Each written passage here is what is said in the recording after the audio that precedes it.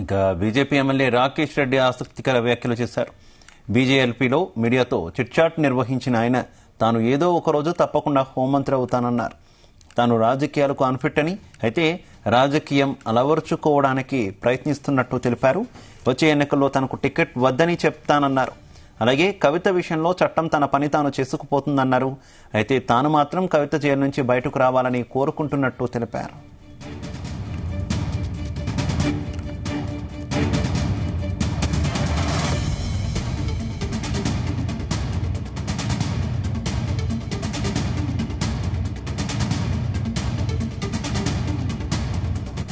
ఇక ఇదే విషయానికి సంబంధించి మరింత సమాచారం మా కరెస్పాండెంట్ శ్రీచరణ్ అందిస్తారు. శ్రీచరణ్, ఎమ్మెల్యే రాకేష్ రెడ్డి వ్యాఖ్యలను ఏ రకంగా చూసుకోవాలి?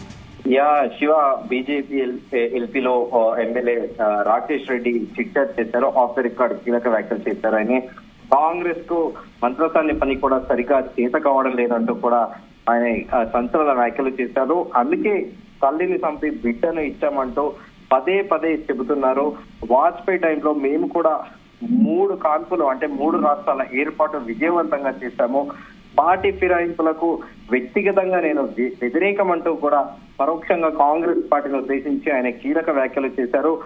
దాంతో పాటు మరో సంచలన వ్యాఖ్యలు చేశారు. ఎమ్మెల్సీ కవిత కేసు విషయంలో చట్టం తన పని తను తీసుకుపోతోంది అంటూ కూడా ఆయన కీలక వ్యాఖ్యలు చేశారు.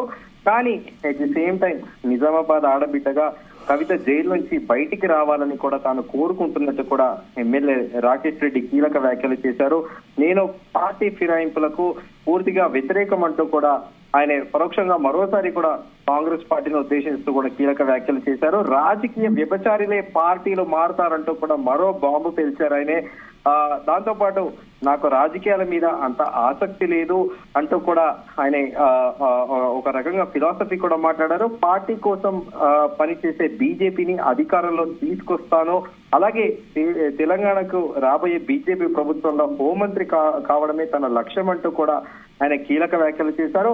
అటు రాజా సింగ్ తో పాటు అలాగే చాలా అగ్రెసివ్ గా బీజేపీలో దూకుడుగా కూడా మాట్లాడే వ్యక్తిగా కూడా పేరుగాంచిన ఎమ్మెల్యే రాకేష్ రెడ్డి ఈ రోజు ఆఫ్ ద రికార్డ్ కూడా చాలా కీలక వ్యాఖ్యలు చేశారు. ఆయనే ఇన్ జనరల్ గా కూడా ఆయన హిందూ మతం కానీ దేని గురించి కానీ ఆయన మాట్లాడితే మాత్రము చాలా ఆయన గట్టిగా కూడా చాలా అగ్రెసివ్ గా ఉంటుంది ఆయన స్పీచ్. ఏదైనా మతపరమైన ఇష్యూస్ వస్తే మాత్రము ఇమీడియట్ గా కూడా ఆయన రియాక్ట్ అవుతూ ఉంటారు. పార్టీ పరంగా పార్టీ సిద్ధాంత పరంగా కూడా ఆయన చాలా అంటే చాలా అగ్రెసివ్ గా రెస్పాండ్ అవుతూ ఉంటారు. అయితే ఎప్పుడైనా అంటే ఇన్ జనరల్ గా కూడా చెబుతున్నామో అది జరిగింది చెబుతున్నాము, మనం లేని క్రియేట్ చేసి చెప్పట్లేదు. ఇన్ జనరల్ గా రిలీజియస్ ఆస్పెక్ట్ లో కానీ ఎవరైనా హిందూ మతం గురించి మాట్లాడితే మాత్రము ఇమ్మీడియట్ గా కూడా కౌంటర్ ఇస్తా ఉంటారు ఆయనే. హిందువులంతా మీకు చాలా అలకగా దొరికినారా, హిందువులని ఏదంటే కూడా అది అనేయచ్చు అనే భావనలో ఉంటారు ఈ దేశంలో.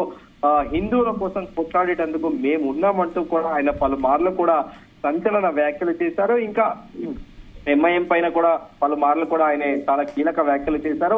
మొత్తానికి ఆయన కూడా ఒక ఫైర్ బ్రాండ్ గా కూడా పేరొందిన రాకేష్ రెడ్డి ఈ రోజు చిట్చాట్ లో కూడా ఆసక్తికర విషయాలు పేర్కొన్నారు.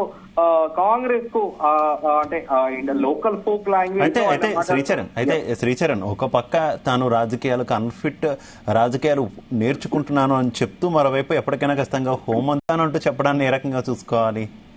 ఆయన పార్టీ ఫిరాయింపుల నేపథ్యంలో ఆయన ఈ వ్యాఖ్యలో ఫిలాసఫికల్ స్టేట్మెంట్ ఫ్రేజ్ అనేది ఇచ్చారని కూడా మనం భావించవచ్చు. ఎందుకంటే మోడర్న్ పాలిటిక్స్ లో ఒక అన్సర్టెనిటీ ఉంది. ఇప్పుడు ఎవరు అధికారంలో ఉంటే అపోజిషన్ లో పార్టీ వాళ్ళు గెలిచిన వాళ్ళు కూడా అధికార పార్టీలో వెళుతున్న కంటెక్స్ట్ లో కూడా ఆయన దీన్ని అన్నారని కూడా మనం భావించవచ్చు. అయితే డెఫినెట్ గా ఇమీడియట్ గా కూడా ఆయన తీరుకొని పార్టీ కోసం పనిచేసి కష్టపడి బీజేపీని అధికారంలో తీసుకొచ్చేందుకు ప్రయత్నం చేస్తాను. దానితో పాటు బీజేపీ ప్రభుత్వం వస్తే డెఫినెట్ గా తనకు తెలంగాణ హోంమంత్రి కావడమే లక్ష్యంగా ఉందంటూ కూడా ఆయన కీలక వ్యాఖ్యలు చేశారు. శివ.